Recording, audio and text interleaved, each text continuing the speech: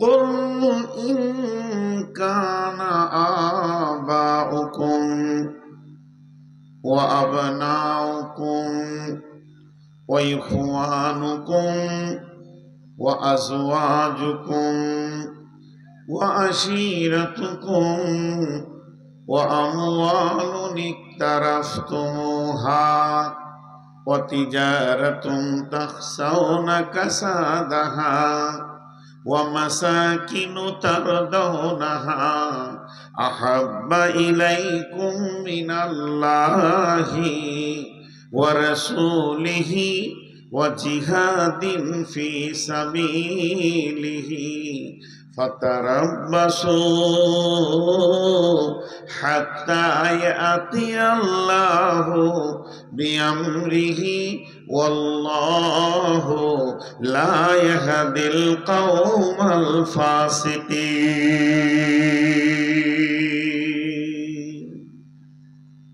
কোরআন বলছে তোরা আরো মার খাবি।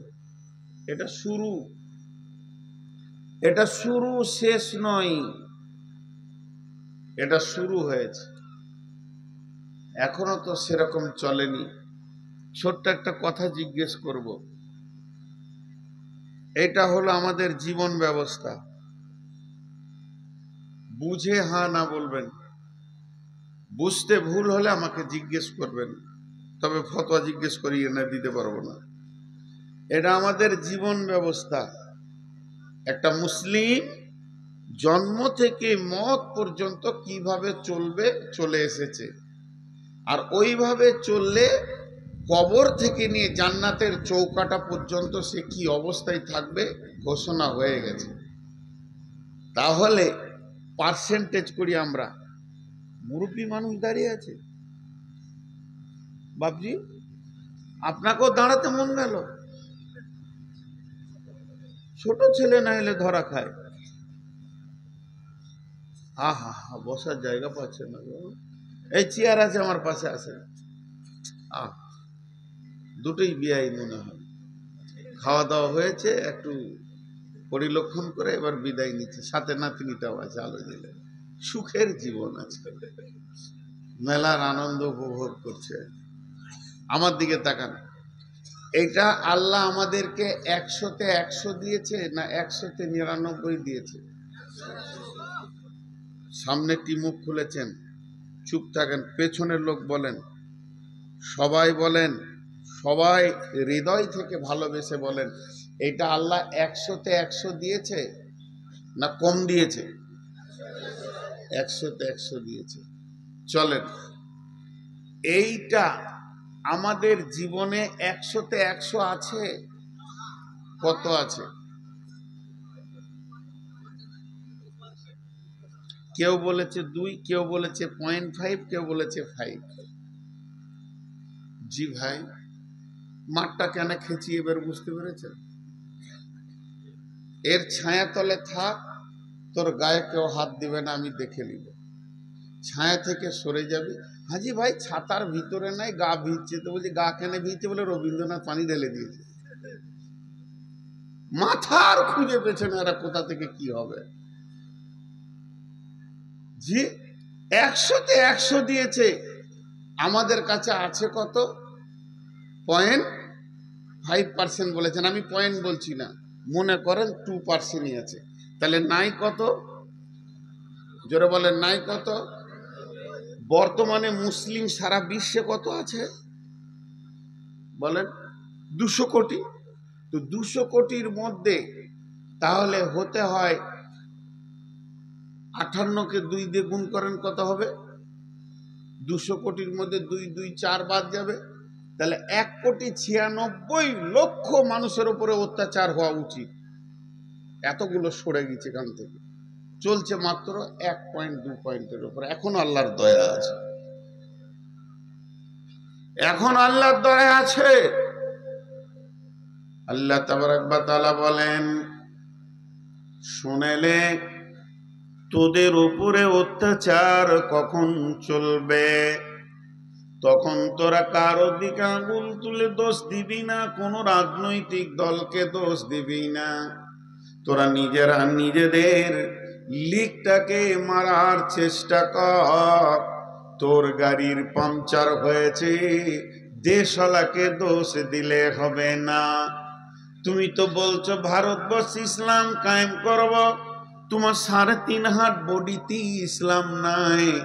এখানে যতগুলি মানুষ বসে আছে, গোটা দেশে ইসলাম কায়েম করতে হবে না। আমি নূর মোহাম্মদকে শুধু দেখেন খেয়াল করে, আমি বেঈমান, আমি মুনাফিক, আমি জালিম, আমি অত্যাচারী, তাহলে আমার কাছে ইসলাম নাই। 3.5 হাত বডিতে এখানে ইসলাম নাই। এখন তো রাজ্য দখল, তারপরে কেন্দ্র দখল, এটা পরে ছেড়ে দেন।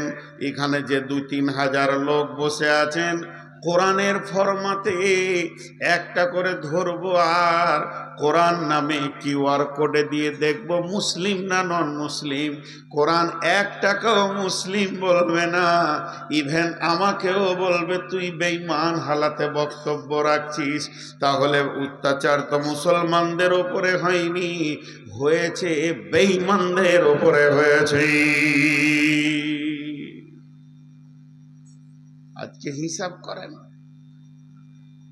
আমরা আছি মুসলমান, আধার কার্ডে মুসলমান, ভোটার কার্ডে মুসলমান, প্যান কার্ডে মুসলমান, ভোটার লিস্টে মুসলমান। আপনাদের এই বিলবাড়ি গ্রামে হাজার মুসলমান আছে? পুরুষ খালি, নারীটি বাদ দিয়ে বলছি, হাজার মুসলিম আছে এখানে এই গ্রামটায়? বলেন।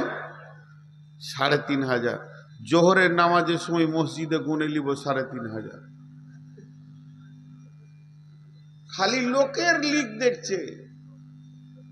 জোহরের নামাজে আজানের পর মসজিদে কাউন্ট হবে 1, 2, 2,000, 100, 2,000, 400, 2,000, 3,500 মসজিদ ঢুকে যায়। ভাইরা আমার, এবার আল্লাহ কি বলছেন? মা আমার, বোন আমার, কান দিয়ে শোনেন। قل إن كان آباؤكم وأبناؤكم وإخوانكم وأزواجكم وعشيرتكم وأموال اقترفتموها وتجارة تخشون كسادها ومساكن ترضونها। আমার আল্লাহ বলছেন, যখন তোদের 8টা জিনিসের ওপরে মহব্বত বেড়ে যাবে 3টের তুলনায়, সেই 8টাকে বাপের মহব্বত, ভাইয়ের মহব্বত, সন্তানের মহব্বত, বিবির মহব্বত, বন্ধুর মহব্বত, সঞ্চিত মালের মহব্বত, ব্যবসা বাণিজ্য চাকরি বাকরির মহব্বত, এবং যে অট্টালিকাটা তুমি বানিয়েছ এই ঘরটির মহব্বত যখন তোমার বেড়ে যাবে, এই 8টার মহব্বতে তখন তুমি পাগল হয়ে থাকবে। এই 8টার মহব্বতে তোমার সূর্য উঠবে ডুববে, তুমি আনন্দে আত্মহারা হয়ে যাবে। তোমার কাছ থেকে 3টে মহব্বত বেরিয়ে চলে যাবে। 3টে তোমার মুখের দাবি থাকবে কিন্তু মহব্বত থাকবে না। সেই 3টে কি? আহাব্বা ইলাইকুম মিনাল্লাহ, আল্লাহর মহব্বত তোমার দিল থেকে চলে যাবে। আমার আল্লাহ সকাল বিকাল তোমাকে 10 বার ডাকবে, হাইয়া আলাস সালাহ, তুমি তখন আসবে না। হাইয়া আলাল ফালাহ, এসো তুমি এখানে নিষ্কৃতি নিয়ে যাও। তোমাকে মারবে না, বজরং মারবে না, শিবসেনা মারবে না। আমার অফিসে এসো, আমি রব তোমাদেরকে ডেকেছি। তখন তুমি চায়ের দোকানে থাকবে, তাসের আড্ডাতে থাকবে, তখন তুমি জুয়ার আড্ডাতে থাকবে। আল্লাহর ডাকে সাড়া দেবে না, আল্লাহ তোমার উপরে নারাজ হয়ে যাবে। ও রাসূলিহি, আমার রসুলের উপরে তোমাদের নফরত কত হবে। মুসলমান, তোমার গালে দাড়ি থাকবে না, বাম হাতে পানি পান করবে, ডান হাতে দাঁড়িয়ে পেশাব করবে, পেশাব করে তুমি পানি নেবে না। মুসলমান, তোমার কাছ থেকে রাসূলও বিদায় নিয়ে নেবে। আর ওয়া জিহাদিন ফি সাবিলিহি, আল্লাহর রাস্তায় বেরিয়ে আল্লাহর দ্বীনকে প্রতিষ্ঠিত করার চিন্তা তোমার থাকবে না। বিশ্ব নবী বলে গেছেন, তুআল্লিমা লিগাইরিদ দ্বীন, এমন একটা দিন আসবে মুসলমানরা যেদিন মার খাবে, সেদিন কোরআনের মতো নিয়ামতের শিক্ষাটাকে তুচ্ছ করে দিয়ে ভিকিরির জায়গায় রেখে দেবে। আর ইংরেজি বাংলার বড় বড় মিশনগুলোর পেছনে বাপরা ধরবে সন্তানকে দেওয়ার জন্যে। আমার কোরআন ভিখারির মতো মসজিদে পড়ে থাকবে। ওই দিন তোমাদের পিঠের চামড়াগুলো কাঁচা তুলবে শিবসিনাতে বজরঙ্গে, আর তোমরা অঝর নয়নে কাঁদবে। আমি আল্লাহ দর্শকের ভূমিকা পালন করব, এতটুকু আমার কাছ থেকে তোমরা হেল্প পাবে না। তার কারণ হচ্ছে তোমার সঙ্গে আমার তালাক ঘটে গেছে। তুমি আমি তুমি কোনো দায়িত্ব নাই। আমি যে মেয়েটাকে বিয়ে করেছি, ওই মেয়েটা হলো আমার বিবি, তাকে আমি ভালোবাসি, তার সঙ্গে আমার প্রেম আলাপ আছে, তার আমি কসমেটিক্স দিই, কাপড় দিই, তার খাওয়ার চিন্তা করি। মেয়েটা অসুস্থ হলে আমাকে বড় কষ্ট লাগে, নানান চিন্তায় তাকে আমি নিয়ে আছি। যেদিন মেয়েটি লোক ডেকে খোলা তালাক নেবে, এর সঙ্গে আমি আর সংসার করব না, এর সাথে আমার কোনো সম্পর্ক থাকবে না। ওই দিন মেয়েটার সাথে আমার তালাক ঘটে গেল সামাজিকভাবে। সমাজ জেনে নিল মেয়েটির সঙ্গে আমার চিরতরের তালাক হয়ে গেছে।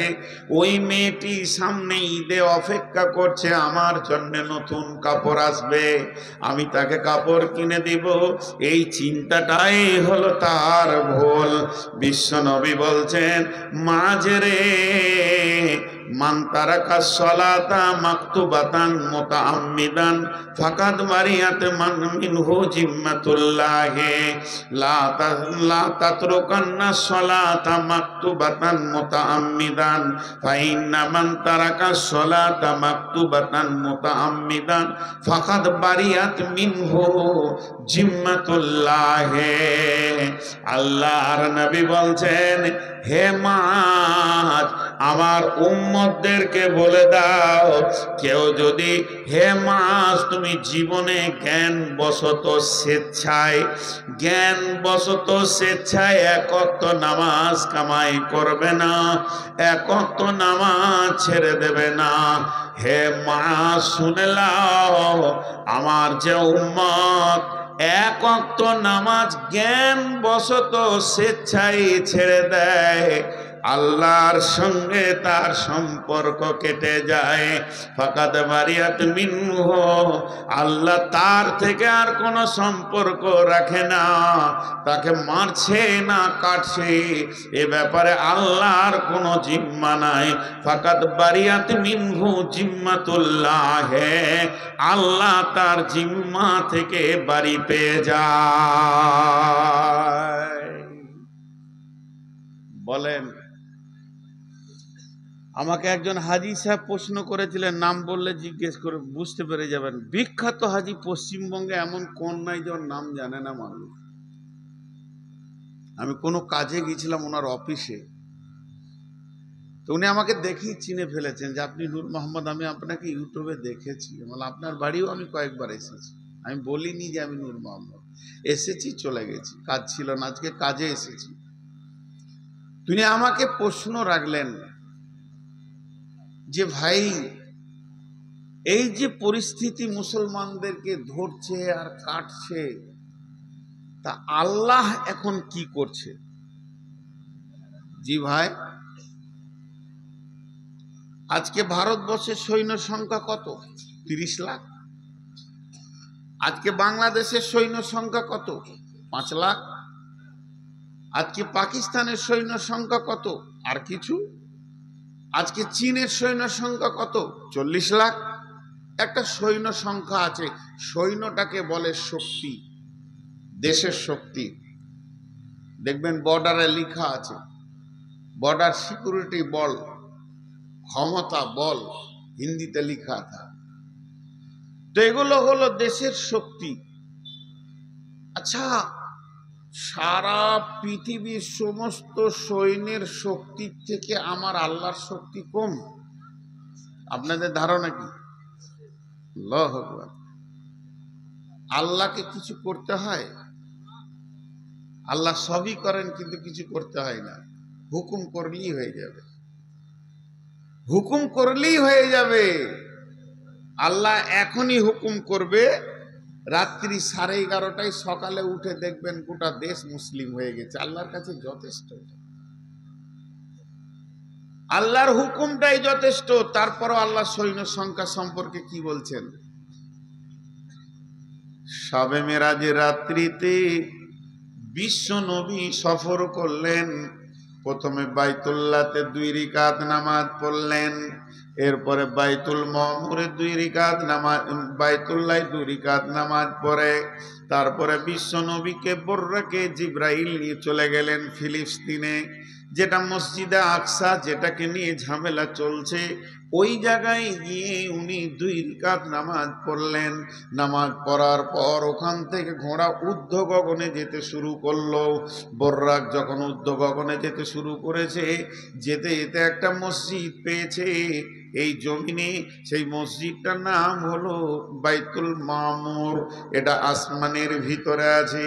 এই মসজিদে বিশ্বনবী গেলেন এবং ওখানে গিয়ে সমস্ত নবীকে দেখতে পেলেন। বিশ্ব নবীকে ইমামুল আম্বিয়া কেন বলা হয়? তিনি সমস্ত নবীর কেন ইমাম? আদম আলাইহিস সালাম ও নবী মুহাম্মদ সাল্লাল্লাহু আলাইহি সাল্লামের পেছনে নামাজ পড়েছেন, ওখানে সমস্ত নবী রয়েছে। জিবরাইল আমিন বিশ্ব নবীকে বর্রাক থেকে নামিয়ে হাতটা ধরে টেনে নিয়ে গিয়ে মুসল্লায় দাঁড় করিয়ে দিলেন। বিশ্ব নবী 2 রাকাত নামাজ পড়লেন, সালাম ফিরলেন। সমস্ত নবীরা নবীজির পেছনে সালাত আদায় করলেন। এরপরে তিনি চলে গেলেন 7 তবক আসমানকে ভেদ করে সিদরাতুল মুনতাহা, আল্লাহর সঙ্গে মোলাকাত হলো, সরাসরি দেখা হয়নি। আম্মা জান আয়েশা প্রশ্ন করেছিলেন, ইয়া রাসূলুল্লাহ, আপনি কি আল্লাহকে দেখেছেন? বিশ্বনবী উত্তরে বলেছেন, আমি দেখিনি, তবে নূরে তাজাল্লি আমি দেখেছি। এরপরে তিনাকে সমস্ত ট্রেনিং করিয়ে, কেউ বলে 14 বছরের সফর ছিল, কেউ বলে 28 বছরের সফর ছিল। এই সফরটা সেরে বিশ্ব নবী যখন এসে মসজিদে নববীতে বর্ণনা দিচ্ছেন, তখনই বলেছেন বাইতুল মামুরের ক্যাপাসিটি কত, আপনাদের মসজিদটা ক্যাপাসিটি কত। এখনই অঙ্ক করলেন, প্রত্যেকটা মুসল্লাতে একটা মানুষকে 8 ফুট না জায়গা লাগে নামাজ পড়তে। এটা কয় ফুট হতে দেখলেন? তাহলে বিশ্ব নবী গো, ওই মসজিদটা ক্যাপাসিটি কতটা? নবীজি বলেছেন, শুনে লাও, ক্যাপাসিটি শুনে লাও, সেই সাথে ফেরেশতা সংখ্যাও শুনে লাও। একসঙ্গে আল্লাহর 70,000 ফেরেশতা সেখানে নামাজ পড়ে। একসঙ্গে আল্লাহর 70,000 ফেরেশতা সেখানে নামাজ পড়ে। যে 2 রাকাত নামাজ পড়ে বেরিয়ে চলে যায়, পশ্চিম দিকে সূর্য উঠবে, কিয়ামত হয়ে যাবে, ওই ফেরেশতাটা আর দ্বিতীয় চান্স পাবে না। সৈন্য সংখ্যা কত হলো? 12,500। মাথা নাড়িয়ে বলছে হ্যাঁ। তাহলে কেমন শুনছে, খালি ধ্যান দেন। 70,000 একবার 2 রাকাত পরে বেরিয়ে যায়, আর 2 রাকাত নামাজ পড়ার জন্য পেছনে লাইন দিয়ে দাঁড়িয়ে আছে, এরা ঢুকে যায়, ওরা বেরিয়ে যায়, পরে স্টেপ ঢুকে যায়। এইভাবে চলতি আছে কিয়ামত পর্যন্ত। 2 রাকাত নামাজ যে পড়েছে দ্বিতীয় চান্স পাবে না, এতগুলি ফেরেশতা আছে। তাহলে একটা ফেরেশতার ক্ষমতা কতটা? এক চর দিলে মনে হয় হালকা লাগবে, জি না। আল্লাহ 2টো মাস্তানের নাম আপনাদের সামনে বলছি, বেশি বলবো না। একটা হলো, ওর নাম আজরাইল। আজরাইল নাম নয়, মালাকুল মত। তো এই মালাকুল মত যে মতের ফেরেশতা, এর কত ক্ষমতা! প্রতিদিন মার্ডার করছে। কোনো কেস কাছারি আছে? বলেন, আপনাদের থানার নাম কি? নবগ্রাম থানাতে মনে হয় একদিন বাঁধা ছিল না? হ্যাঁ বলছে হ্যাঁ ছিল, মাথা লড়াই। ও কি বুঝছে আল্লাহ জানে। জি, প্রতিদিন চালিয়ে যাচ্ছে আজরাইল, প্রতিদিন চালিয়ে যাচ্ছে। ওকে বাঁধার ক্ষমতা কারো নাই। একজন বাংলাদেশি বক্তা, উনি মজাক করছেন, বলেননি যে এরকম হাদিস আছে। একজনের বাপ মরে গেছে, দৌড়ছে থানাতে, থানাতে গিয়ে বলছে এসপি সাহেব তাড়াতাড়ি করে কেস লেখেন। বলে কি হলো? আমার আব্বা এক্ষুনি মার্ডার হয়ে গেল। কখন? বলে সকাল 7টায়। তাড়াতাড়ি খাতাতে লিখছে মার্ডার হয়েছে। কোথায়? বাড়িতে। কিভাবে? বলে আজরাইল মেরেছে, কলম ফেলে দিয়েছে। ওই ওর নাম লিখতে গিয়ে আবার না জানি আমার উপর আবার কিছু হয়ে যায় না। তাহলে একটা মাস্তান বিশ্ব সামালতে পারছে না, মোদি যদি আজরাইলের নাম 3বার শুনে তো চুচু চুচু করে পেশাব করবে। কিন্তু সে কার কন্ট্রোলে আছে আজরাইল? জোরে বলেন কার? বিসমিল্লাহির রহমানির রহিম। ওয়া নুফিকা ফিস সূরি ফাসাইকা মান ফিস সামাওয়াতি ওয়া মান ফিল আরদি। আল্লাহর আর একটা সৈন্যর নাম হলো ইসরাফিল। ইসরাফিল সুর ফুঁকে দেবে। ভারত কেন, রাম মন্দির কেন, আর জগন্নাথ মন্দির কেন, আর কি মসজিদ কেন, মন্দির কেন, পৃথিবীটা ময়দান বানিয়ে দেবে। আল্লাহ তো দূরের কথা, আল্লাহকে এখন জমার খাতায় রেখে দিলাম। আমার আল্লাহকে হাত লাগাতে হবে না, আমার আল্লাহ তার হাতকে নাপাক করবেন না, তিনি গোটাই পবিত্র পবিত্র থাকবেন। একটা হুকুম মেরে দেবে ইসরাফিলকে, বিশ্বটাকে ধ্বংস করে দেবে। এই রকম ক্ষমতা নিয়ে তিনি বসে রয়েছেন গদিতে, আর আমরা হলাম তার পাচাটা গোলাম, আর আমাদেরকে কাটা হচ্ছে। তাহলে আমাদের মালিক এখন কি করছে? নিশ্চয় মালিকের সঙ্গে সম্পর্ক কেটে গেছে। এই জায়গাটা যদি কেউ রিপেয়ার করে নিতে পারে, আল্লাহ তাবারাক ওয়া তাআলা সূরা নূরের মধ্যে বলছেন বিসমিল্লাহির রহমানির রহিম। ওয়াদাল্লাহুল্লাযীনা আমানু মিনকুম ওয়া আমিলুস সলিহাতি লা ইস্তাখলিফান্নাহুম ফিল আরদি কামা ইস্তাখলাফাল্লাযীনা মিন ক্বাবলিকুম। আরেকবার বলছি বিসমিল্লাহির রহমানির রহিম। ওয়াদাল্লাহুল্লাযীনা আমানু মিনকুম ওয়া আমিলুস সলিহাতি লা ইস্তাখলাফাল্লাযীনা মিনকুম কামা ইস্তাখলাফাল্লাযীনা লা ইস্তাখ খালি মাথা ভুল করে। ওয়াদাল্লাহুল্লাযীনা আমানু মিনকুম ওয়া আমিলুস সলিহাতি। আল্লাহ তাবারাক ওয়া তাআলা বলছেন আমি তোদের সঙ্গে ওয়াদা করছি। আচ্ছা, আর একটা মাঝে কথা বলেলেন, আমি আরেকটা ততক্ষণ বের করে নিই মাঝে। আচ্ছা, আমার ওয়াদা, আমি যে ওয়াদা করেছি আজকে জালসায় আসবো, যদি আল্লাহ তৌফিক না দিত আসতে পারতাম? ধরেন বাড়ি থেকে বের হয়ে 5 গ্রামে গাড়িটা 3 পাল্টি, তাহলে হসপিটাল যেতাম। তাহলে আমার আসার কোনো ক্ষমতা নাই। আমি যেখানে এসেছি, আমি আসিনি, আমার আল্লাহ আমাকে তৌফিক দিয়েছে বলে পৌঁছাইতে পেরেছি, ঠিক না? তো যখন আমি ওয়াদা করব তখন কি বলবো? ইনশাআল্লাহ আপনাদের জালসায় আমি আসছি। যখন ইনশাআল্লাহ বলবো তো আমার আল্লাহ আমাকে তৌফিক দেবেন। তা এই তৌফিকটা পেলে তবে আমি আসতে পারবো। কিন্তু আল্লাহকে কোনো তৌফিক লাগবে? আল্লাহ যদি কোনো ওয়াদা করে তৌফিক লাগবে? এতগুলো লোক, পেছনের লোক একটু আগে চিল্লাইছিলেন তো। আমি সলিড কোরআন হাদিস দিয়ে আজকে মলম দিয়ে যাচ্ছি, ঘা ভালো হয়ে যাবে।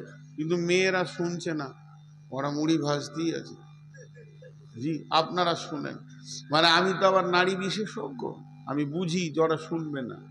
ওরা এসেছে বহু দিনের পুরাতন গল্প গুজব উজাড় করছে। আচ্ছা, ওরা ওদের কাজ করুক, আপনারা আমার সঙ্গে কথা বলেন। আল্লাহ কোনোদিন ওয়াদা খিলাফ করেন না। এবার আমি বলছি, সূরা নূরে চলে যাবেন, 55 নম্বর আয়াতটা খুলবেন। আল্লাহ কি বলছেন? ওয়াদাল্লাহুল্লাযীনা আমানু মিনকুম ওয়া আমিলুস সলিহাতি লা ইস্তাখলিফান্নাহুম ফিল আরদি কামা ইস্তাখলাফাল্লাযীনা মিন ক্বাবলিকুম। আল্লাহ তাবারাক ওয়া তাআলা বলছেন আমি ওয়াদা করছি রে সারা বিশ্বের মুসলমান, আমার ওয়াদাটা শুনেলে তোরা ঈমান আন। ঈমান আনার পর আমার ভালো আমলের ভিতরে তোরা ঢুকে যা।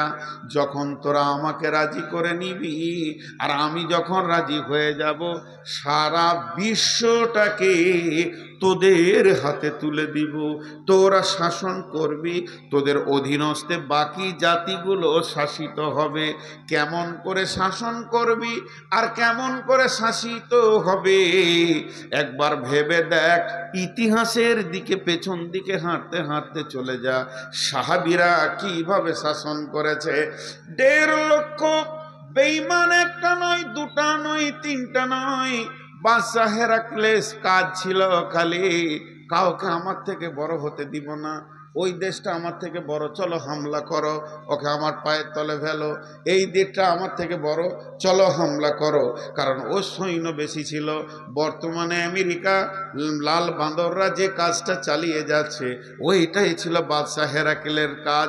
তখন রোম, পারস্য আর আপনার কুয়েত, যেগুলো বিভাজন হয়ে গেছে, ইরাক, ইরান একসঙ্গে ছিল। ১.৫ লক্ষ সৈন্য। কোনো একজন ব্যক্তি বলল, ও বাদশাহ হিরাক্লিস, তুমি বহু জায়গা। কি হলো? ছেলে পেলে ভাগ্য ভালো না, আমি অন্য কিছু বলেছি, আমি খারাপ মনে করিনি। কারো বিপদ হয়ে গেল নাকি? আর্তনাদ ছিল, এটা হাসি ঠাট্টা ছিল না। ও বাদশাহ হিরাক্লিস, তুমি তো বেশ কটা দেশ জয় করেছো, একটা নতুন শক্তি বের হয়েছে মদিনাতে, খবর পেয়েছো কি? ওই শক্তির নেতার নাম হলো নবী মুহাম্মদ সাল্লাল্লাহু আলাইহি সাল্লাম। কোনো ঝগড়া নাই, ঝামেলা নাই, ওর মাথায় চলে গেছে মোহাম্মদ নামে কে এসেছে রে মদিনাতে, খোঁজ নিয়ে দেখ। দেখছে হ্যাঁ, যে যায় সে মুসলমান হয় আর অনুগত্য স্বীকার করে। তখন বাদশাহ হিরাক্লিস বলছে, এবার মদিনাটাকে জয় করো। সুরসুরি উঠে গেল।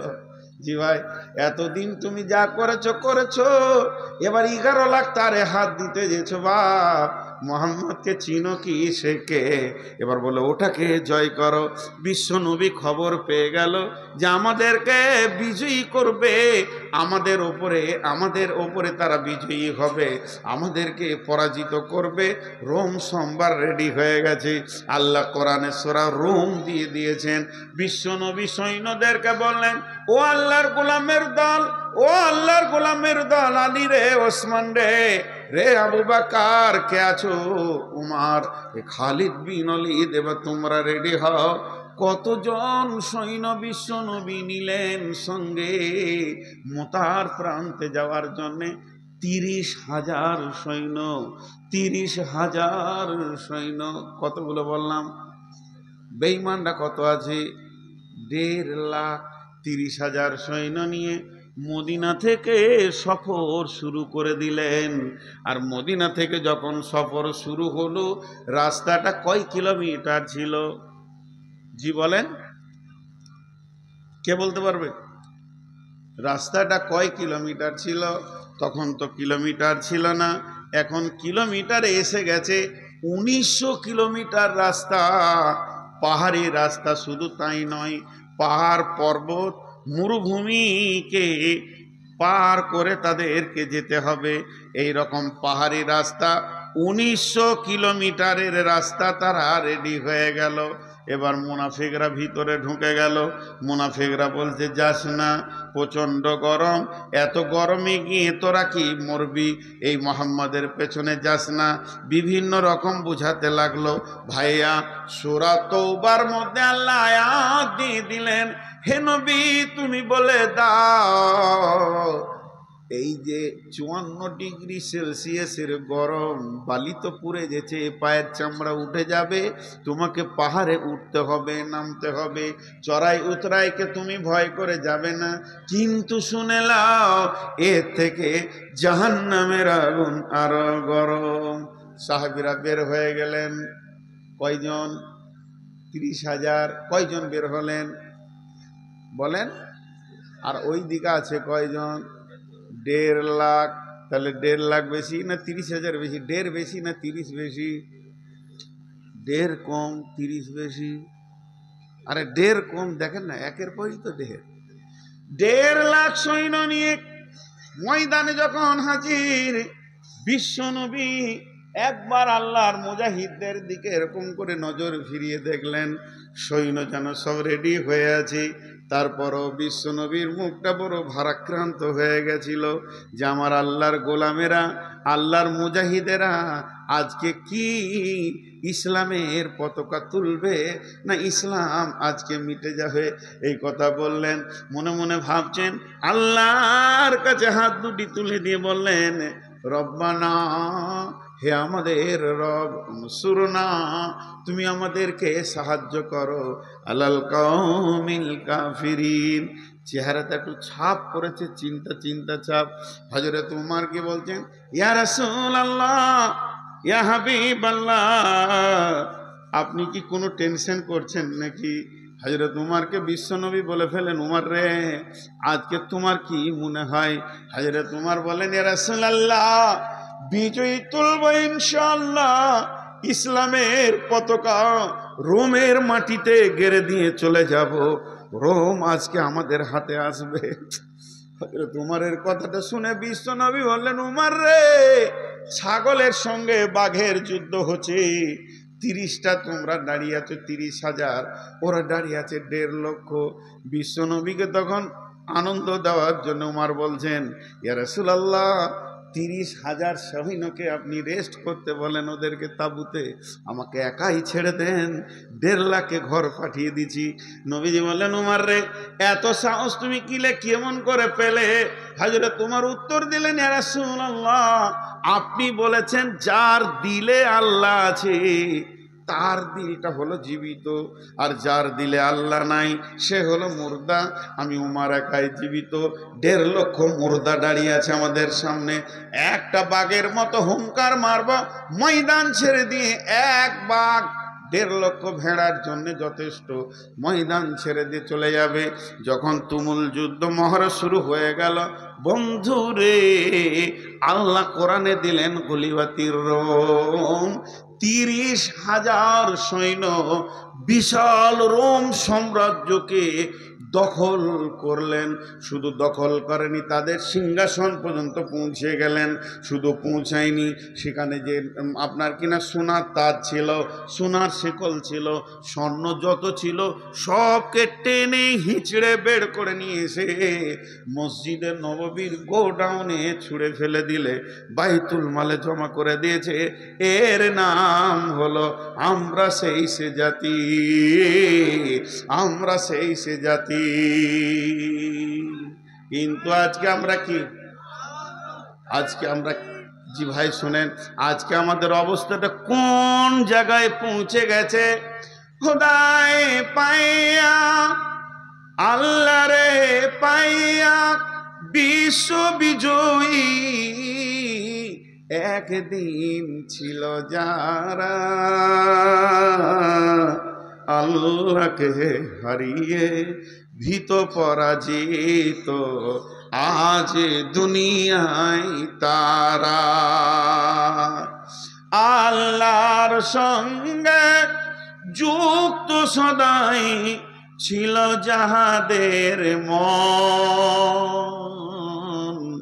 দুঃখে রোগে শোকে অটল ছিল যাহারা সর্বক্ষণ।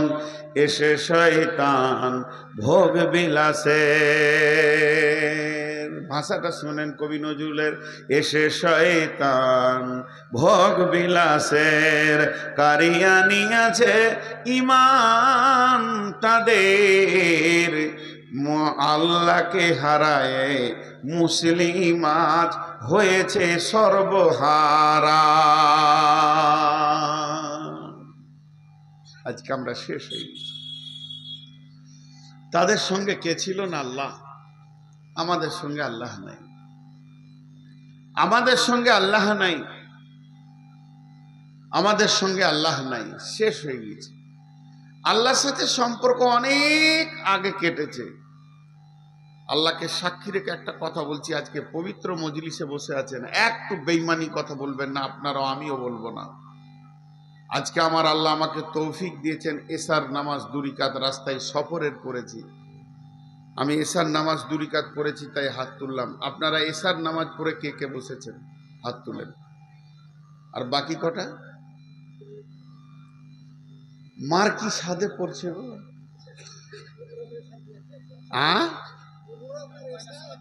যাই করেছেন এশার নামাজ পড়েছেন কিনা, আর বাকি যেগুলো হাত উঠল না, আহা, এরা বজরঙ্গের থেকেও খারাপ, এরা বিজেপির থেকেও খারাপ। ভাই আমার, ভাবিয়েন না লোককে দোষ দিতে সময় লাগে, কিন্তু আমি কে নিজেকে খুঁজে পাইনি। চলেন, সেই রোম সম্রাট চলে আসলো জেরুজালেম। বেশি সৈন্য যায়নি, শুধুমাত্র হযরত ওমর একা গেছিলেন। জেরুজালেম বেঈমানদের হাতে ছিল, পাদ্রীদের হাতে ছিল, খ্রিস্টানের হাতে ছিল। জেরুজালেম শাসন হতো খ্রিস্টানদের মতবাদে। কিন্তু হযরত ওমর যখন তৌহিদের দাওয়াত নিয়ে পৌঁছিয়ে দিলেন, তৌহিদের দাওয়াত নিয়ে তোমরা জেরুজালেম পৌঁছিয়ে যাও, তখন তারা জেরুজালেমের যারা সৈন্য ছিল, মুসলিম সৈন্যদেরকে তারা কেল্লায় আবদ্ধ করে দিল এবং বলল যে তোমার যতদিন না আসবে তোমাদের ছাড়া হবে না। পত্র দ্বারা হযরত ওমরকে চিঠি লেখা হলো, ওমর তুমি একবার জেরুজালেমের মাটিতে পা দাও, তুমি জেরুজালেমে আসলে তোমার সঙ্গে বসে আমি একটা আলোচনা করে নিব, কারণ তুমি হচ্ছো বিশাল সাম্রাজ্য, 2200 বর্গ কিলোমিটার মানে অধিপতি, কিংবা 18 লক্ষ বর্গ কিলোমিটারের অধিপতি জেরুজালেম। আমি তো একটা ছোট দেশ নিয়ে বাস করছি। হযরত ওমর যখনই চিঠিটা পেয়ে গেলেন, সঙ্গে সঙ্গে তিনি আসলামাকে ডাকলেন। আসলামা ছিলেন তার রাজ ভান্ডার থেকে দেওয়া একটা খাদিম। তিনি হচ্ছেন মুসলিম জাহানের খলিফা, তিনি হচ্ছেন দ্বিতীয় খলিফা। বিশ্ব নবী পৃথিবী থেকে চলে গেছেন, হযরত আবু বকর চলে গেছেন, এরপরে ওমরের জামানা চলে এসেছে, হযরত ওমর সেখানে রয়েছেন। এমন সময় আসলামা একটা উটকে রেডি করে নিয়ে এসে বললেন, হুজুর চলেন, এখন যেতে হবে জেরুজালেম। হযরত আসলামা যখন উটটা আনলেন, উটের ওপরে চেপে নিলেন কে? হযরত ওমর। হেরি পশ্চাৎ চাহি তুমি চলিয়াছ রৌদ্র দগ্ধ দুর্মরু পথ বহি, জেরুজালেমের কেল্লা যেথায় আছে অবরোধ করি, বীর মুসলিম সিনা দল তব বহুদিন মাস ধরি, দুর্গের দ্বার খুলিবে তারা বলেছে শত্রু শেষে, উমার যদি গো সন্ধি পত্রে স্বাক্ষর দেয় এসে। হায় রে আদেক ধারার মালিক আমিরুল মুমিনিন, শুনেছে খবর একাএকি উঠে চলেছে বিরামহীন, সাহারা পাড়াইয়ে ঝুলিতে দুখানা শুকনো খুবজ রুটি, একটি মশকে এতটুকু পানি খোরমা 2-3 মুঠি। প্রহরীবিহীন সম্রাট চলে একা উঠে চোরি, চলেছে মাত্র একটি গোলাম উটের রশি ধরি। মরুর ঊর্ধ্ব আকাশে সূর্য আগুন বৃষ্টি করে, সেই সে আগুন তাতে কৈশম ফুটে বালুকার মরু পরে। কিছু দূর যেতে উট হতে নামি কহিল গোলামের ভাই, পেরেশান বড় হইয়াছ চলিয়া, এইবার আমি যাই। উটের রশি ধরিয়া অগ্রে উঠে বস উঠে, তপ্ত বালুতে চলে যে চরণে রক্ত উঠেছে ফুটে। গোলাম 2 হাত ধরে চুমি কাঁদিয়া কহিল, উমার এখনই আদেশ করেন কেমনে আপনি, গোলাম রহিবে উটের পিঠে আরাম করিয়া বসি, আর হেঁটে যাবে খলিফা উমার ধরিয়া উটের রশি। খলিফা হাসিয়া বলে, তুমি জিতে গিয়ে বড় হতে চাও ভাই রে, এমনই চলে রোজ কিয়ামতে আল্লাহ যেদিন বলিবে উমার রে, করিনি খলিফা মুসলিম জাহানের তরে সুখ তরে তোরে, কি জবাব দিব কি করিয়া মুখ দেখাবো রসুলের ভাই, আমি তোমাদের প্রতিনিধি মাত্র, মোর অধিকার নাই, আরামে সুখের মানুষ হইয়া মানুষের নিতে সেবা, ইসলাম বলে সকলে সমান, কে বড় ক্ষুদ্র কে বা। উমার চড়িল গোলাম চড়িল উটের পিঠে, উমার ধরিল রশি, মানুষের স্বর্গে তুলিয়া ধরিয়া ধুলাই নামিল শশী। এই অবস্থায় যখন যাচ্ছে, খলিফা উটের রশি ধরে আছে, গোলাম উটের ওপরে চেপে আছে। এখন জেরুজালেমের কোম্পানি মেজর জেনে নিয়েছে, চলো চলো চলো বর্ডারে যায়, বিশ্ব একটা বিরাট বড় দেশের মালিক আমাদের দেশে আসছে, তাকে সুস্বাগতম দিব, স্যালুট জানাবো। কোম্পানি মেজর সৈন্য নিয়ে গিয়ে বর্ডারে অপেক্ষা করছে, দেখছে বহুত দূরে একটা উট, তার সামনে কোনো আর প্রহরী নাই, কোনো সিকিউরিটি নাই, কোনো গার্ড নাই, কোনো বন্দুকওয়ালা কিছুই নাই। তিনি একাই আসছেন। 18 লক্ষ 22 লক্ষ বর্গ মাইলের যিনি শাসনকর্তা, শুধুমাত্র একটা উট, আর উটের লাগাম ধরে একজন হাঁটছে। আস্তে আস্তে যখন কাছে পৌঁছালো, জর্ডান নদী পার হবে, বর্ডার পার হবে, কোম্পানি একটা জোরে স্যালুট মারলো। মেজর স্যালুট মারার পর বলছেন, আদব নেবেন জাহাপনা, আমাদের দেশে আসার জন্য আমরা অনেক আনন্দিত হয়েছি, আপনাকে সুস্বাগতম দিচ্ছি আমাদের দেশে। এমন সময় অঝোর নয়নে কাঁদতে শুরু করেছে আসলামা, উটের পিঠে কাঁদছে আর বলছে, আমাকে কেউ স্যালুট দিয়েন না, আমি তো উমার নয়, আপনাদের চিনতে ভুল হয়ে গেছে, আমি হলাম উমারের খাদিম, উমারের গোলাম। যিনি উমার তিনি উটের লাগাম ধরে হাঁটছি, ওনার হুকুম তাই আমি উটের উপরে বসে আছি, ওনার হুকুম না হলে আমি নেমে যেতাম। অতএব যিনি লাগাম ধরে হাঁটছেন ইনি হলেন 18 লক্ষ বর্গ মাইলের বাদশা। কোম্পানি মেজর অবাক, হাই আল্লাহ, আমরা এতদিন রাজা দেখেছি, বাদশা দেখেছি, মন্ত্রী দেখেছি, পূর্ণাঙ্গ মানুষ এখনো দেখিনি। হযরত উমারকে বলছে, তুমি কত দামি মানুষ, এত দামি মানুষ কোনোদিন দেখিনি। তারপরে গেল গির্জা ঘরে, বিশাল গির্জা, খ্রিস্টানদের গির্জা ঘরে তাকে স্বাগতম জানানো হলো। উমার গির্জা ঘরে উঠলেন, পোপের সঙ্গে কথা বলছেন। গির্জার যে মেন পোপ, সেই হচ্ছে দেশের শাসক। কথা বলতে বলতে হঠাৎ উমার পোপকে বলছেন, ছোট হয়ে আদবের সঙ্গে বলছেন, হযরত ভাই আমার, একটু আমাকে ছেড়ে দেন, আমি 2 রাকাত নামাজ পড়ে আসি। গির্জার পোপ তখন অবাক, এত বড় মানুষ, এত বড় দাপটওয়ালা মানুষ আমার কাছে ছুটি চেয়েছে, কেমন কথা, তার দিলটা গলে গেল। তখন তিনি বললেন, আমাদের এই আঙ্গিনায় গির্জায় পড়িলে নামাজ হবে নাকি কবুল আল্লাহর দরবারে, একবার আপনি এখানে নামাজটা পড়ে নেন। তখন হযরত উমর উদাহরণ বুঝালেন, ভাইয়া শুনেলেন, আমার সৈন্য বড়, দেশ বড়, ক্ষমতা বেশি, আমি যদি গির্জাতে 2 রাকাত নামাজ কোনো কোণে পড়ে নি, আমার সৈন্যরা ভেবে নেবে হযরত উমর ইশারা করছে গির্জাটাকে ভেঙে দিয়ে মসজিদ করে নাও। এটা তো আমার আল্লাহ হুকুম দেয়নি, এটা আমার নবীর বিধান নয়। কর মসজিদ, গির্জারে ভেঙে মসজিদে মুসলমান, এ কোনো দিন হতে পারবে না। আমাকে ফাঁকা জায়গায়, একটু ফাঁকা খোলা মাঠে 2 রাকাত নামাজ পড়ার সুযোগ দেন। যখনই এই কথা বলা, তখন সারা জেরুজালেমের যিনি শাসনকর্তা পোপ, এইভাবে উমরের হাতটা ধরে বললেন, আশহাদু আল্লা ইলাহা ইল্লাল্লাহ ওয়া আশহাদু আন্না মুহাম্মাদান আবদুহু ওয়া রাসূলুহু। রাগ করিয়েন না, পশ্চিমবঙ্গে আমার যথেষ্ট বদনাম আছে, আমি কমেন্টগুলো দেখি না তা নয়, দেখি। পরিস্থিতি আমাকে বেকন্ট্রোল করে রেখেছে। হয়তো 25 সালের শেষ দিকে, মানে আমার আর 10 দিন জালসা আছে, 10 দিন মনে হয় 11 দিন হবে, 11-12 দিন, যাক 1 মার্চ আমার শেষ জালসা। এবছরকার মতো গুটিয়ে গেল। এপ্রিলে 10-20টা যায় আছে, এবছরকার মতো গুটিয়ে গেল। আগামী সিজনে হয়তো বেঁচে থাকবো কি দেখতে পাবেন, ফিলটা আল্লাহ জানে না, আল্লাহ জানেন, আমি জানি না। আল্লাহ জানেন আমি এই ফিলটা থাকবো কিনা। একটা কথা বলে যাচ্ছি,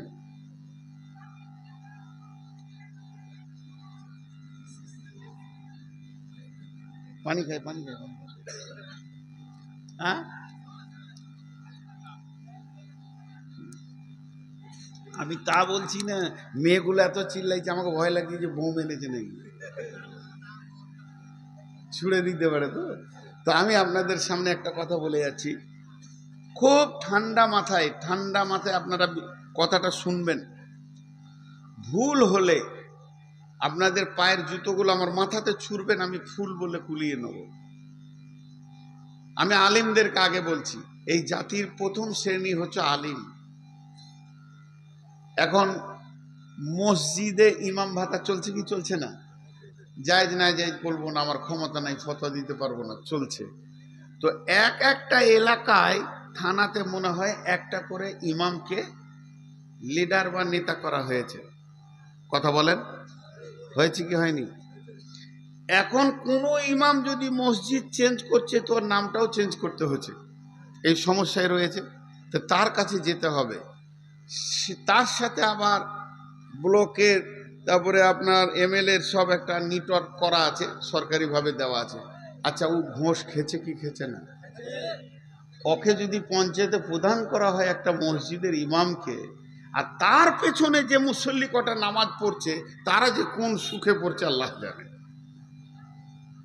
বলেন, মুসলমানদের প্রথম শ্রেণীটার অবস্থা বললাম। ঘোষ খেছে মসজিদের ইমাম। আজকে গোটা ভারতটায় যত হিন্দু, জৈন, খ্রিস্টান, বৌদ্ধ, শিখ আছে, সবাইকে গদি থেকে নামিয়ে দিয়ে মৌলবি কটাকে যদি খালি এমএলএ, এমপি আর মন্ত্রী করে দেওয়া হয়, এরা যত ঘোষ খাবে এরাও তো খায়নি। তাহলে কোন সুখে আমাদেরকে থাকতে দিবে? আমরা আমাদের লিগগুলোকে খুঁজে পেছি না। রাগ করলেন?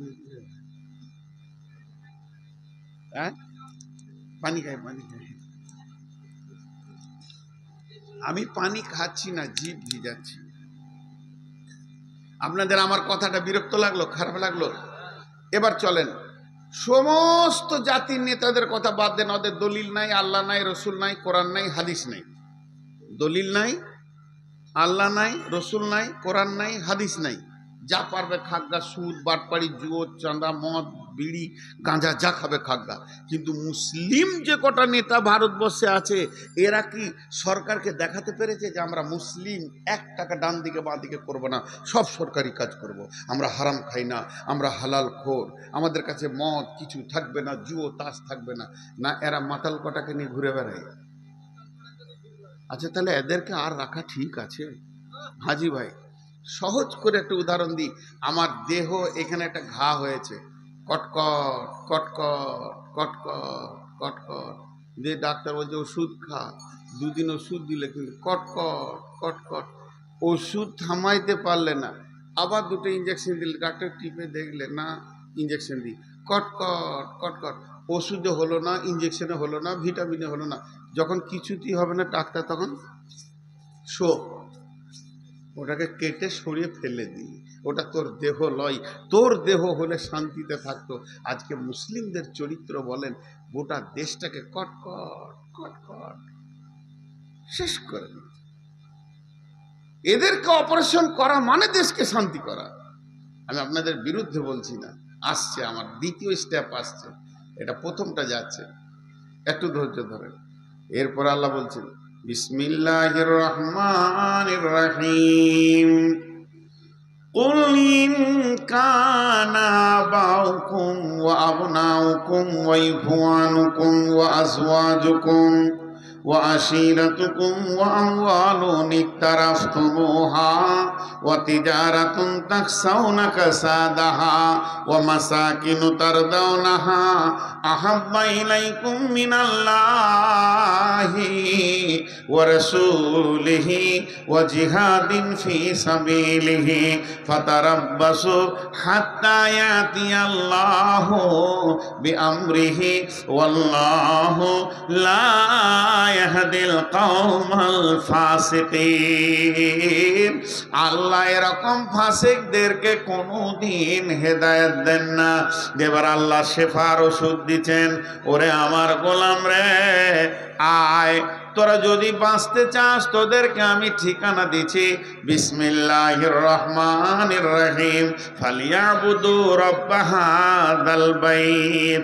ওই ঘরটা যে রয়েছে, এই যে সিমেন্ট দেয়া ঘাড়া 2টা পিলার, এই যে দরজা, ওই ঘরের মালিকের নাম বলেন। এই ঘরটা আব্দুল জব্বারের, এই ঘরটা জমিরুলের, এটা সফিরুলের, এটা শফিকের, এটা মফিকের, এতগুলো ঘরের মালিকের নাম আছে। মসজিদটার মালিককে এই মালিকের নাম হচ্ছে আল্লাহ। আল্লাহ তাবারাক ওয়া তাআলা বলছে তোরা বাঁচবি, তোদের পিঠের চামড়া কেউ নিতে পারবে না। একটা কাজ কর, ফালিয়াবুদু রাব্ব হাযাল বাইত, এই ঘরের মাবুদের পায়ের কাছে তোরা উবুর হয়ে পড়ে যা আর ডুকরে ডুকরে কাঁদ। একবার আল্লাহকে রাজি করে লে, সেকেন্ড লাগবে না, বিশ্বটা তোদের হাতে দিবে। যেমন তোদের পূর্বপুরুষেরা রোমকে দখল করেছে, জেরুজালেম দখল করেছে, বাহরাইন দখল করেছে, সাহাবীরা যেদিকে হেঁটেছে জয় আর জয়কার, জয় আর জয়কার, কোথাও ফিরে আসেনি। কেন? তারা আল্লাহকে সঙ্গে নিয়েছে। বন্ধুরা আমার, আবু জাহেল, আবু সুফিয়ান আর উমাইয়া বেঈমানেরা কোনদিন বিশ্ব নবীর সঙ্গে লড়াই করে যখন পারছে না, তখন তারা গোয়েন্দা পাঠালো, যা তোরা সাহাবীদের ভিতরে থাকগা। মুনাফিকরা এসে সেখানে থাকতে শুরু করে। কি করে কেমন করে অস্ত্র চালায়। হযরত আলীকে যখন দেখা যায় জিহাদের ময়দানে, মনে হয় সিংহের মুখ দেখছি। উমারকে দেখলে মনে হবে পাগলা সিংহ দাঁড়িয়ে আছে, কলিজাটা চাবিয়ে খেয়ে নেবে। এই লোকগুলি এত ভয়ানক, জিহাদের ময়দানে একবার দাঁড়ালে এদের চোখের ভিতর দিয়ে অগ্নি শর্মা চলতো, আর মুনাফিকরা বেঈমানেরা থরথর করে কাঁপতো। তাহলে এরা এমন হলো কি করে? এই ট্রেনিংটা তো আমাদেরকেও নিতে হবে। গোপনে তারা সাহাবীদের সঙ্গে বেশ কিছুদিন থাকতে লাগলো। তারা করে কি, থাকতে থাকতে গভীর রাত্রিতে আলীর মতো বীরটা উঠেছে, উঠে উজু করে মসজিদে নববীতে কাঁদছে, চোখের পানিতে। মনে হচ্ছে না সিংহ শিয়ালের থেকে দুর্বল মনে হচ্ছে। ডুকরে ডুকরে কাঁদছে আর বলছে, আল্লাহ আল্লাহ আল্লাহ, মওলা, জিহাদের মালিক তুমি, জয় বিজয়ের মালিক তুমি, মাবুদ তুমি শক্তি দাও। ফজরের পর আবার সিংহ হয়ে গেছে। তার মানে সারা রাত আল্লাহর সঙ্গে কানেকশন, আর সারা দিন জিহাদের ময়দানে মাস্তান। এদেরকে কে হারাবে? আমাদের তো আল্লাহ নাই, আমাদের তো রসুল নাই, চেহারাতে রসুল নাই, ইবাদতে আল্লাহ নাই। বিয়ে করেছি 27 বছর, হজ করে এসে দেখছি 8টা ছেলের বাপ। হাজিকে জিজ্ঞেস করছি, হাজি সাহেব ছেলে পিলে কয়টা? বলে 4টা বেটি 4টা বেটা। মাশাআল্লাহ, টাকা পয়সা হয়েছে। বিয়ে কতদিন হয়েছে? 43 বছর বিয়ে করেছি বাবা, 8টা ছেলের বাপ আমি। আমার বিয়ে রানিং চলছে 43 বছর। মক্কার মাটিতে জিজ্ঞেস করছি, হাজি সাহেব ফরজ গোসল জানেন? বলে জানি না। গোটা ঘর না পাক করে রেখে দিয়েছে 43 বছর ধরে। এ হাজির ঘরে কোন ফেরেশতা ঢুকবে রে বন্ধু? এবার তার বেটারা জানে কিনা জানি না ওই ঘরটার অবস্থা কি হয়ে আছে। শয়তান বলবে, এত বড় শয়তানি তো আমি বলি নাই, সারা বছর ঘরকে না পাক করে রেখে দে। মুসলমান, তোমাকে মুসলমান হতে হবে। এর জন্য আল্লাহ কোরআনে বলেছেন, ইয়া আইয়ুহাল্লাযীনা আমানু আমিনু, ঈমানদার, তুমি ঈমানদার হয়ে যাও। ইয়া আইয়ুহাল্লাযীনা আমানু কু আনফুসাকুম ওয়া আহলিকুম নারা, হে ঈমানদারেরা তুমি নিজে বাঁচো, তোমার আহালকে জাহান্নামের আগুন থেকে বাঁচাও। এত কথা আল্লাহ বলেছেন। যে আমার আল্লাহ সূরা সফের ভিতর কি বলছেন দেখেন, আমাদেরকে বাঁচার টিপস দিচ্ছেন। বিসমিল্লাহির রহমানির রহিম, ইয়া আইয়ুহাল্লাযীনা আমানু হাল আদুল্লুকুম আলা তিজারাতিন তুনজিকুম মিন আযাবিন আলীম তুমিনুনা বিল্লাহি ওয়া রাসূলিহি ওয়া তুজাহিদুনা ফি সাবিলিল্লাহি বিআমওয়ালিকুম ওয়া আনফুসিকুম যালিকুম খায়রুল লাকুম ইন কুনতুম তা'লামুন। একটা মজার কথা আপনাদেরকে শোনাই। প্রেয়ার স্কুলে হয় কি হয় না? স্কুলে মাদ্রাসাতে কেমন করে দাঁড়ায়? লাইন সোজা করে দাঁড়ায় কি না? এই কথাটা উত্তর দেবেন আপনারা। এর মধ্যে যুক্তি কথা আছে। এটা এটা আমি পেয়েছি গোলাম মর্তুজার কাছ থেকে।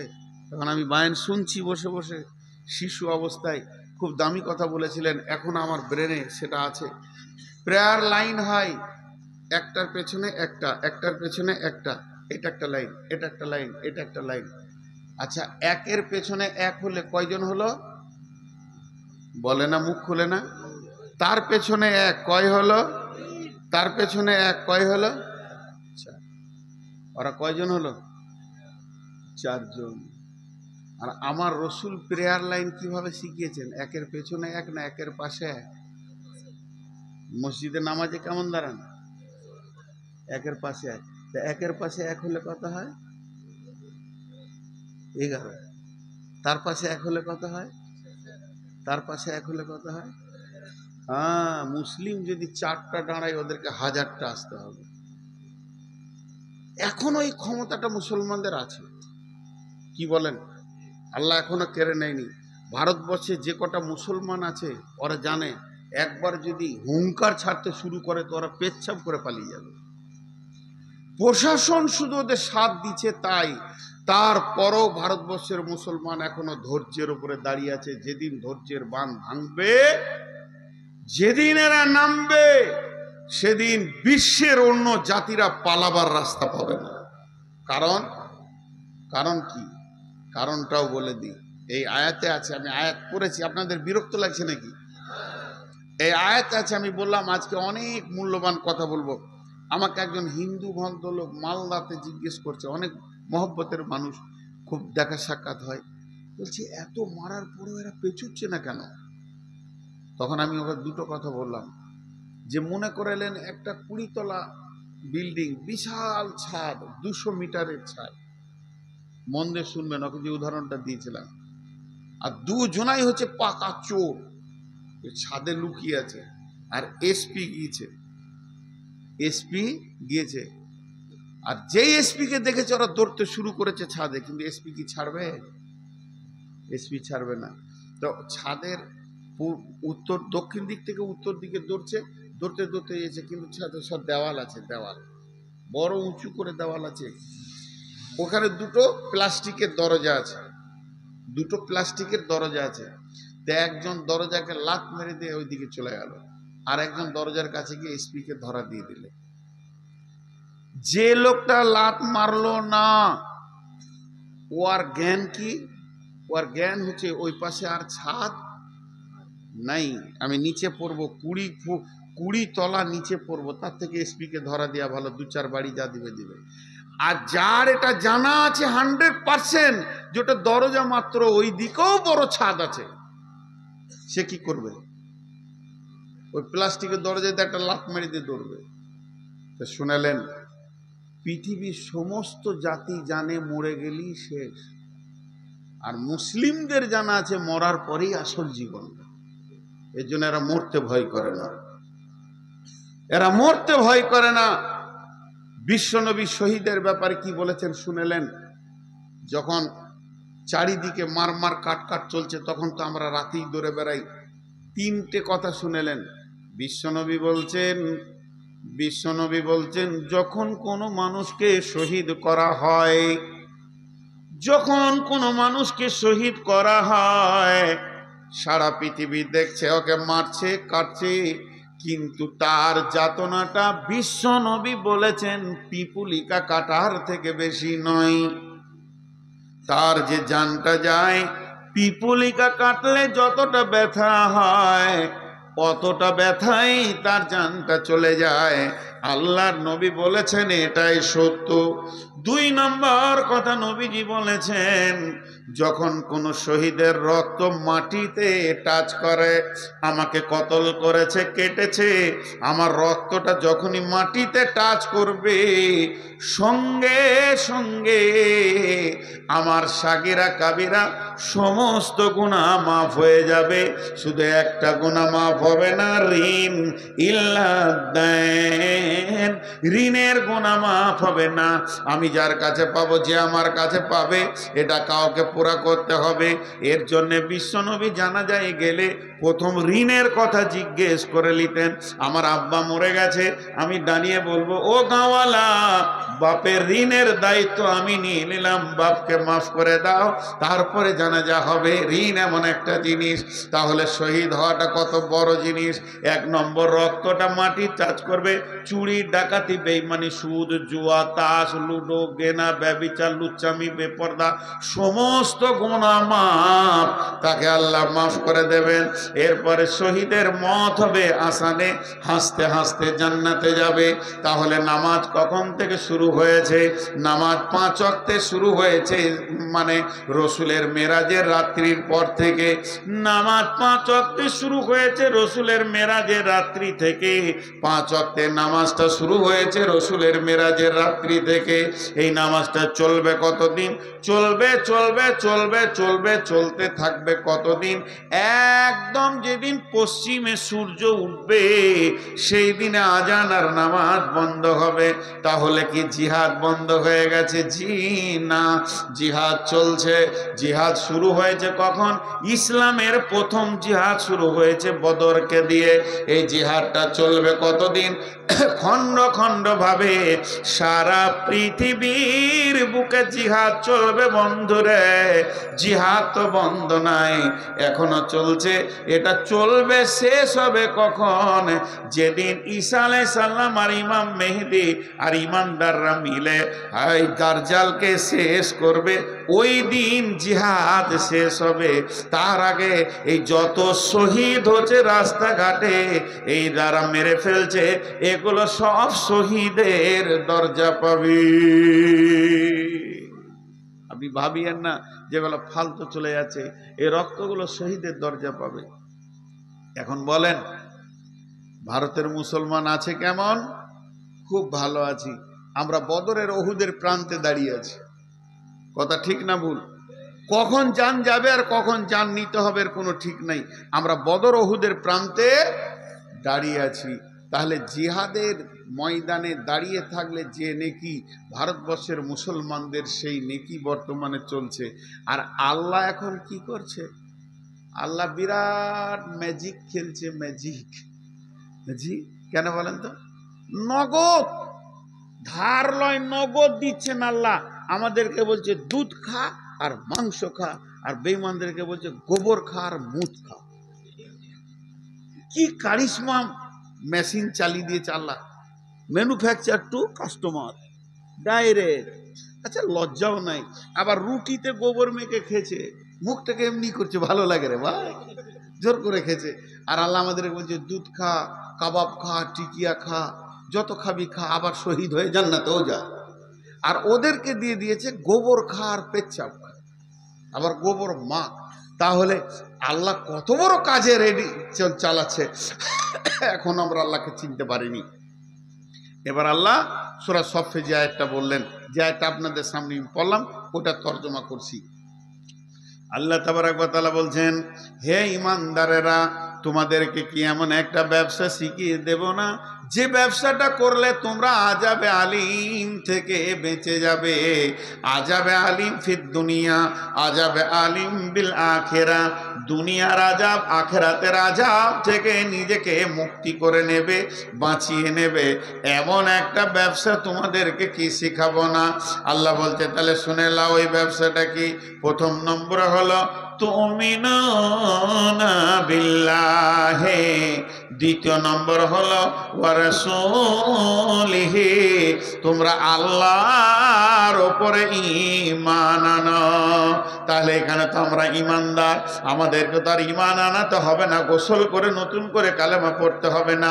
তার মানে আমাদের ঈমানের কমজোরি হয়ে গেছে, হালকা হয়ে গেছে, ঈমানের লোভ পেয়ে গেছে। এটাকে 100% আমাদেরকে বাড়িয়ে নিতে হবে। আল্লাহর কাছে কেঁদে কেঁদে কেঁদে কেঁদে আল্লাহকে রাজি করতে হবে। তারপরে কি করতে হবে? ও রাসূলিহি, রসুলকে নিজের বডিতে আনতে হবে, খাওয়াতে, উঠাতে, বসাতে, পেশাবে, পায়খানায়, সাওয়াতে, বিছানাতে, স্বামী স্ত্রী মিলনে, গোসলে, ছেলে মানুষ করা থেকে নিয়ে হায়াত থেকে মত পর্যন্ত রসুলের সুন্নতকে কবুল করে নিতে হবে। যখন আমার সঙ্গে আল্লাহ থাকবে, যখন আমার চেহারাতে রসুল থাকবে, এরপরে আমার আল্লাহ হুকুম দিচ্ছেন ওয়াতুজাহিদুনা ফি সাবিলিল্লাহ, এবার তুমি আল্লাহর রাস্তায় বের হয়ে চলে যাও। বিআমওয়ালিকুম ওয়া আনফুসিকুম, নিজের জান এবং নিজের মাল নিয়ে। যালিকুম খায়রুল লাকুম ইন কুনতুম তা'লামুন। আগে আমাদেরকে আল্লাহর হতে হবে। জি, আমাদের বোলপুরে ওই দেখবেন, আমাদের বোলপুরে কেন বলবো, আপনাদের উমরপুরেও দেখেছি।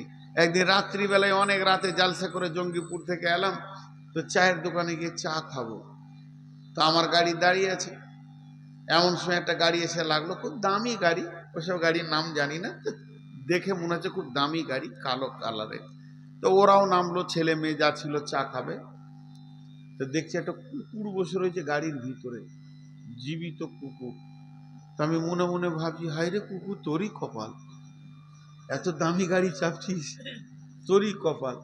তো এটা হলো ওদের পোষা কুকুর। অনেকে কুকুর পোষে, কুকুর পোষার ব্যাপারে অনেক প্রসেস আছে, কোরআন হাদিসে তার হিসাব আলাদা আছে, সেদিকে আমি বলছি না। তো এই কুকুরটা ওখানে আছে, ঠিক ওই রকম একটা কুকুর, ওই কুকুরকে এই বোলপুরে নামিয়েছে, মিষ্টি দিয়েছে প্লেটে, মিষ্টি খাচ্ছে কুকুরে। তো মিষ্টির দোকানে ছোট ছোট বাচ্চা থাকে, তো তেমনি করছে কুকুরটাকে আর কি। ছোট্ট মধ্যে একটা কাঁকড়, পাথর বলা যাবে না, কাঁকড়, এমনি করে কুকুরটাকে মেরেছে, এমনি করে। তো কুকুরের মালিক বলছে, এই মারবো থাপ্পড় তো টন টন করে ঘুরবি তুই। তার মানে কি, কুকুরের মালিক, বলেন, কুকুরের মালিক আছে।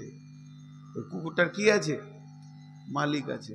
আর রাস্তার ধারে দেখবেন কিছু কুকুর ঘুরে বেড়াচ্ছে, সকালবেলায় সারা রাত ছায়ে শুয়েছিল, আহা, একটা কম্বলও মিলে নেই। সকালে উঠে কোন রকম চায়ের দোকানে গিয়েছে, কাঠে করে পটাশ করে ঠুকে দিলাম, জিকির করতে করতে চলে গেল পুরীর দোকানে। ওখানে আবার এমনি করে শিখে করে খুঁচি দিয়েছে, গরম শিখ ছিল, চলে গেল আরেক জায়গায়। ওখান থেকে লাত খেয়েছে, এখানে গেল। এই লাত খেতে খেতে খেতে খেতে হঠাৎ একদিন দেখবেন কুকুরটা রোডের ওপরে ছিতড়ে পড়ে আছে, নাড়ি ভুড়ি বেরিয়ে, লাশ তোলারও কেউ নেই, কাঁদারও কেউ নেই। কেন? কুকুরের মালিক, যেটা বলেন কুকুরের মালিক, আর ওটাতে একটা কাঁকড় মেরেছে, কুকুরের মালিক। আরে আপনারা কথা বলেন না কেন? এতগুলো লোক একবার যদি মুখ খুলেন তো কত ভালো লাগে। ওটা মালিক ছিল, এটা মালিক। আমাদের যতদিন মালিক থাকবে, কারো গায়ে হাত দেওয়ার ক্ষমতা নাই। মালিক অ্যাকশন নেবে। কি ভেবেছিস তুই? আমাদের মালিকের নাম কি? চারজনের না সবারই? আমাদের মালিকের নাম কি? রাজি আছে তো? বিনা ঈশা পড়ে বসে আছে, আবার ফজর পড়বে না, রাজি আছে তো? কঠিন ব্যাপার।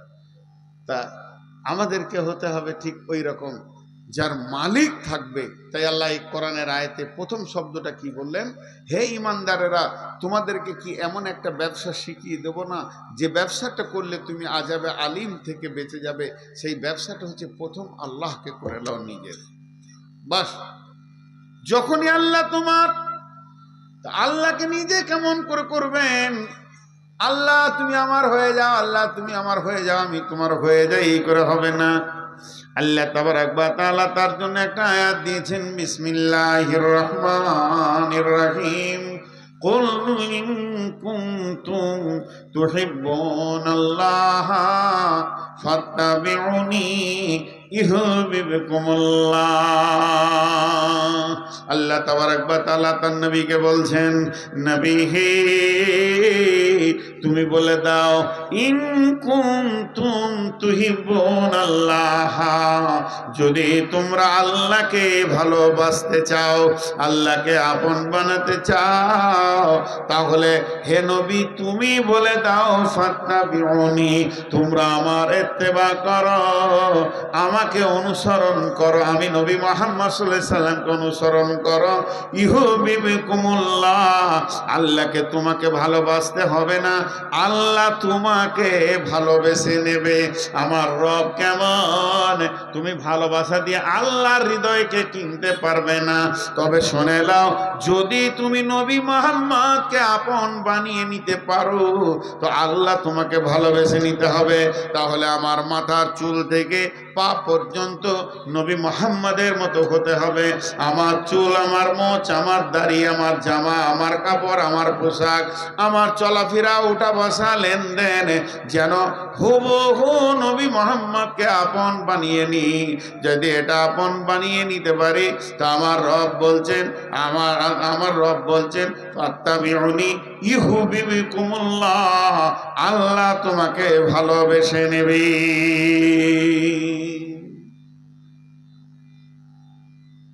আসলে আজকে ক তারিখ ভাই? আজ আমার জলসা কিষানগঞ্জে, কিন্তু এখানে আছে এই জন্য লোক উঠে যাবে। লোক ভাবছে যে তোরও হুঁশ নাই। জি আচ্ছা, আমি আর বেশিক্ষণ আপনাদের কাছে থাকি না, 2-5 মিনিট আপনারা একটু বসেন, কারণ এটা তো মাদ্রাসার জলসা, আর মাদ্রাসাটা সামনে রাখতে হবে। উঠিয়ে না, 2-5 মিনিট বসেন, আমি ঠিক অল্প সময়ই ছেড়ে দিচ্ছি, আপনাদের কাছে বেশি সময় আর নিব না। আজকে যে বিষয়টা নিয়ে আলোচনা করলাম, সর্বসাকুল্যে একটাই কথা, আল্লাহকে রাজি করলে দুনিয়া রাজি হয়ে যাবে। আর আল্লাহ যদি নারাজ হবে, সারা দুনিয়া আপনাকে কুকুর, গরু, ছাগল, শুয়োর, কুত্তার মতো পিটবে, আপনার আমার দাঁড়াবার জায়গা থাকবে না। এটার ওপরেই আমি আপনাদের সামনে কথা বলছি, অন্য কিছু নয়। আল্লাহ তাবারক ওয়া তাআলা বলছেন, লাইসাল বিররা তুওয়াল্লু ওজুহাকুম কিবালাল মাশরিকি ওয়াল মাগরিবি ওয়ালাকিন্নাল বিররা মান আমানা বিল্লাহি ওয়াল ইয়াউমিল আখিরি ওয়াল মালাইকাতি ওয়াল কিতাবি ওয়ান নাবিয়্যিন ওয়া আতাল মালা আলা হুব্বিহি যাবিল কুরবা ওয়াল ইয়াতামা ওয়াল মাসাকিনা ওয়া ইবনাস সাবিলি والسائلين وفي الركاب وأقام الصلاة وآتى الزكاة والموفون بعهدهم إذا عاهدوا والصابرين في البأساء والضراء وحين البأس أولئك الذين صدقوا وأولئك هم المتقون। আল্লাহ তাবারক ওয়া তাআলা বলছেন, তুই বুলেট বানবি, তুই এমন একজন হয়ে যাবি, বিশ্ব যেন তোর কাছে জ্ঞান নেবে। তাহলে তোকে 5টা জিনিসের উপরে ঈমান আনতে হবে। 1 নম্বরে হচ্ছে আল্লাহর উপরে ঈমান।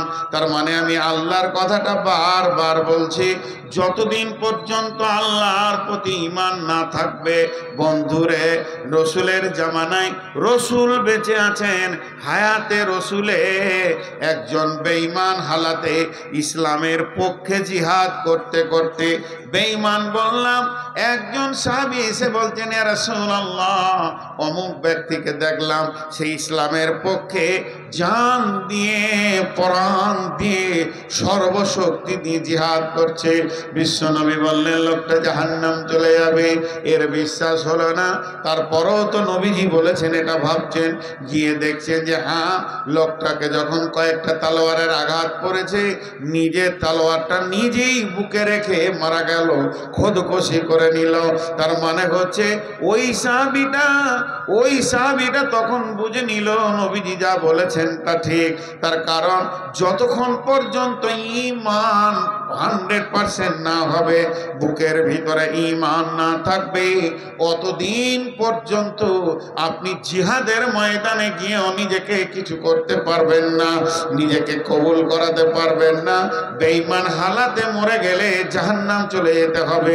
এর জন্য আল্লাহ তাবারক ওয়া তাআলা বারবার বলছেন, তুমিনুনা বিল্লাহি, তোমরা আল্লাহর উপরে প্রথম ঈমান আনো, ওয়া রাসূলিহি, রাসূলের উপরে ঈমান আনো।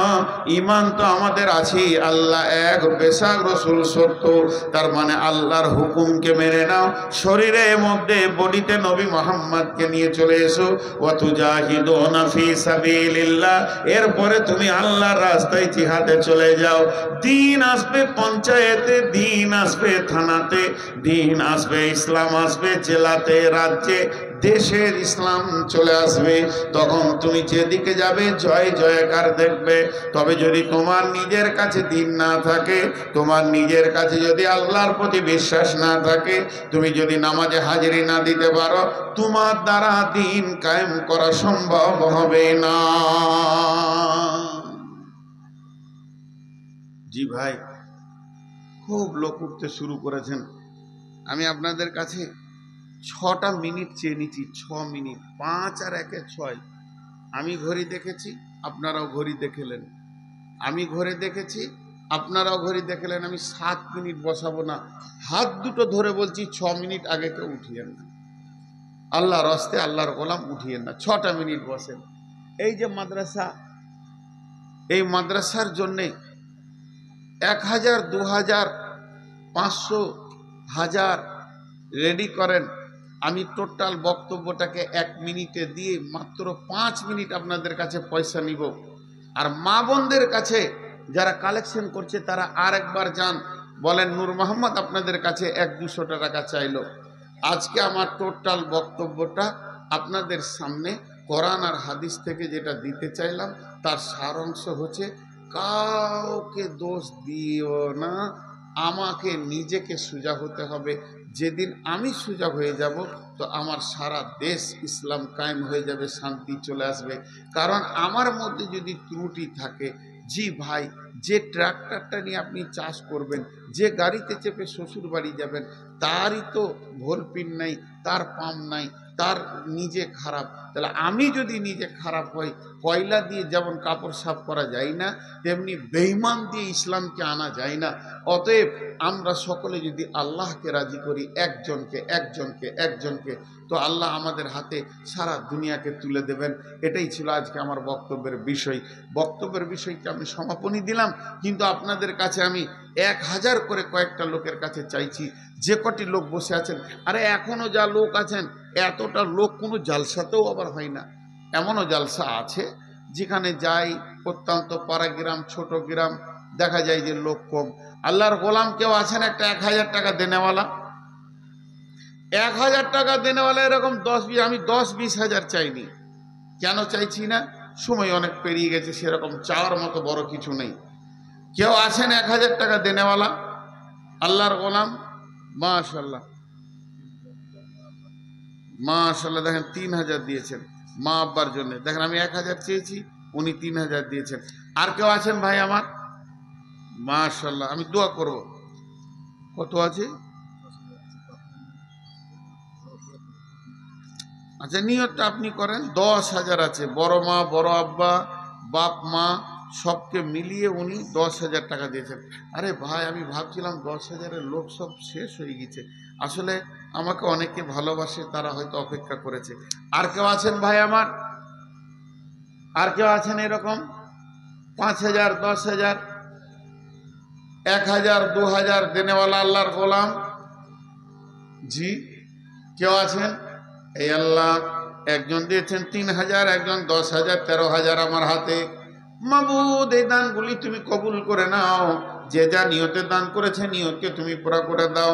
মা আব্বা, বড় বাপ, বড় মা, আবার মা বাপ, তাদের নিয়তের মালিক তুমি। তুমি তো জানো কেন দিয়েছে, কত দিয়েছে, কার জন্য দিয়েছে। আল্লাহ, তুমি দানগুলো কবুল করো। নিশ্চয় তোমাকে ভালোবাসে, ভালোবাসে বলে নিজে দেখেছে মাবুদ। আল্লাহ, তারা যদি নাসিম শেখ 1000।